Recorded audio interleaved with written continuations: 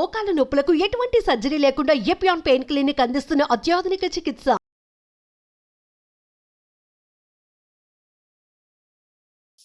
నమస్కారం అండి, నేను Srilatha, chief clinical dietitian, Medicover hospitals Madhapur.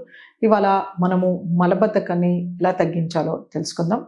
So మలబద్ధకం అనేది మనకి రకరకాల కారణాల వల్ల రావచ్చు.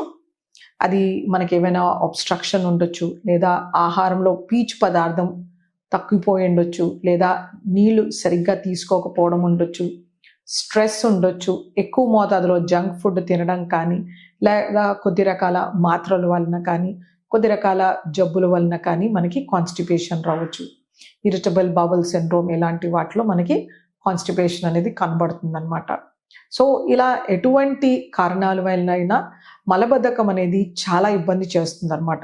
సో ముఖ్యంగా ఇక్కడ గమనించుకోవాల్సింది ఏంటంటే, మనము దీనికి కారణం ఏంటి అనేది కనుక్కోవాలి.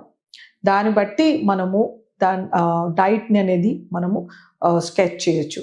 సో ఎస్పెషల్లీ ఇలా మలబద్ధకం ఉండే వాళ్ళకి పీచు పదార్థం అనేది చాలా ఇంపార్టెంట్.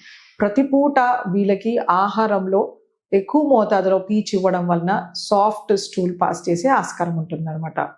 సో ఎర్లీ మార్నింగ్ వీళ్ళలో కొంచెం చియా సీడ్స్ని బాగా నానబెట్టేసి వీటిలో కొంచెం నిమ్మకాయ పిండేసి వీటిని కాస్త వెచ్చటి నీళ్ళలో తీసుకోవడం వల్ల ఒక 300 ml అలా తీసుకుని కొంచెం సేపు కనుక నడవడం చేస్తే మోషన్ అనేది ఫ్రీగా వచ్చే ఛాన్స్ ఉంటుంది.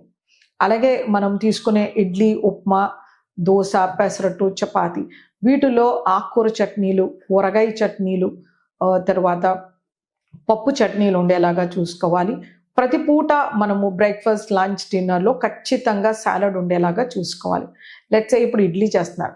ఇడ్లీ చేసేటప్పుడు నల్ల మినుముల ఇడ్లీ కానీ, తర్వాత మక్క నూకతోటి చేయడం కానీ, మక్కలతో చేయడం కానీ, లేకపోతే కొర్రలతో చేయడం కానీ ఇలాంటివి ఇన్కార్పొరేట్ చేసుకోవచ్చు. అలాగే దోశ కానీ, పెసరట్టు, ఉత్తపం వీటిల్లో కూడా మనము గింజ ధాన్యాల్ని, తర్వాత కొర్రల్ని ఇలాంటివి వాడుకుంటే చాలా మంచిది.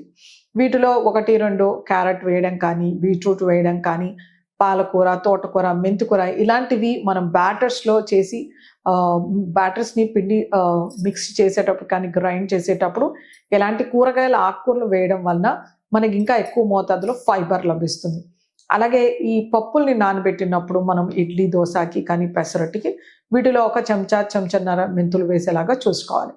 సో ఇలాంటప్పుడు మనకి మంచి ఫైబర్ అనేది లభిస్తుంది అనమాట. సో మనం మధ్యలో లిక్విడ్స్ తీసుకోవడం, మజ్జిగ కానీ, సూప్స్ కానీ ఇలా తీసుకుంటే మనకి మోషన్ బాగా ఫ్రీగా వస్తుంది. మజ్జిగలో కూడా రకరకాల ఆకుకూరల పేస్ట్ కానీ, లేకపోతే కూరగాయ తురిమి వేయడం కానీ, కరివేపాకు పొడి వేయడం కానీ ఇలాంటివి చేస్తూ ఉండాలి. వీటిలో వాము పొడి, జీలకర్ర పొడి వేస్తే కూడా మంచి లాక్సేటివ్ లాగా పనిచేస్తాయి. మధ్యాహ్నం, రాత్రి ఖచ్చితంగా పచ్చికూరల సాలడ్ ఉండేలాగా చూసుకోవాలి. ఒక పెద్ద గిన్నె నిండా ఖచ్చితంగా తీసుకునేలాగా ఉండాలన్నమాట. వీటిలో carrot, beetroot, onion, tomato, cucumber ఇలా అన్ని రకాల, లేకపోతే క్యాప్సికమ్, క్యాబేజ్, కొత్తిమీర, పుదీనా సన్నగా తరిగి వేసుకోవచ్చు. లేకపోతే కొన్ని రకాల గింజల్ని నానబెట్టి కూడా వేసుకోవచ్చు. మొలకలు వేసి కూడా మనం సాలడ్స్లో కలిపి తీసుకోవచ్చు. ఒక పూట అన్నము, ఒక పూట చపాతీ ఉండేలాగా చూసుకోవాలి వితౌట్ ఆయిల్. అది జొన్నలు కానీ, సజ్జలు కానీ, కొర్రలు కానీ, అరికలు, సామలు ఎటువంటి గింజ ధాన్యంతో అయినా ఒక పూట అన్నము, ఒక పూట రొట్టెలు ఇలా ఉండేలాగా చూసుకుంటూ ఎక్కువ మోతాదులో కూరగాయ, కనీసం 1/2 కిలో కూరగాయ ప్రతిరోజు తీసుకునేలాగా చూడాలి. అలాగే పప్పులో మనము రాజ్మా, చోళ, శనగలు, లేకపోతే బొబ్బర్లు, అలసందలు కానీ, సోయా బీన్స్, బఠానీలు ఇలాంటి పొట్టున్న పప్పుని ఇన్కార్పొరేట్ చేసుకోవడం వల్ల మంచి ఫైబర్ అనేది లభిస్తుంది అనమాట. అలాగే ఆకుకూరలు ప్రతిరోజు తీసుకోవాలి. వీటిని మనం బ్రేక్ఫాస్ట్ ఐటెంలో కానీ, పప్పులో, కూరలో ఎటువంటి ఆహారంలోనైనా సరే మనము ఈ ఆకుకూరని యాడ్ చేయొచ్చు. ఇలా చేస్తే కనుక మంచి ఫైబర్ అనేది మనకి సమృద్ధిగా లభిస్తుంది. దీంతోపాటు హైడ్రేషన్, కనీసం రోజుకి 8 నుంచి 12 గ్లాసుల నీళ్లు ఖచ్చితంగా తీసుకోవాలి 24 గంటల్లో.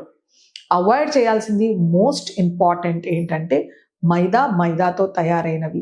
మన బ్రెడ్ కానీ, బిస్కెట్లు, డోనట్లు, పిజ్జాలు, బర్గర్, నూడిల్స్, మంచూరియన్ ఇలాంటివన్నింటిలోనూ మనకి మైదా, కార్న్ఫ్లవర్ వేస్తారు. వీటి వల్ల మలబద్ధకం అనేది చాలా ఎక్కువగా అవుతుంది. సో పిల్లల్లో కూడా బిస్కెట్ ప్యాకెట్స్ తినే అలవాటు ఉంటుంది. లేకపోతే వేఫర్స్ ఇలాంటివి, బన్స్, కేక్స్, ఇవి ఖచ్చితంగా అవాయిడ్ చేయాల్సి ఉంటుంది. వీటితో చాలా భయంకరమైన కాన్స్టిపేషన్ రావడంతో వాళ్ళకి హెమరాయిడ్స్, బ్లీడింగ్ హెమరాయిడ్స్ రావడం, grade 3, grade 4, skin tags form అవ్వడం ఇలాంటివి జరుగుతుంటాయి. ఎక్సెస్ బ్లడ్ లాస్తో వాళ్ళు సివియర్ ఎనీమియాకి గురి అవ్వడము, మోషన్ వెళ్ళాలంటే వాళ్ళకి చాలా ఇబ్బందిగా ఉంటుంది. సో ఇలాంటి బాధల నుంచి దూరంగా ఉండాలంటే మంచి ఫైబర్ కంటెంట్ అనేది ఆహారంలో ఉండాలి. లిక్విడ్స్ సరి అయిన మోతాదులో తీసుకోవాలి. మంచి ఎక్సర్సైజ్ చేస్తే కనుక మలబద్ధకం కరెక్ట్ అవుతుంది. నమస్తే.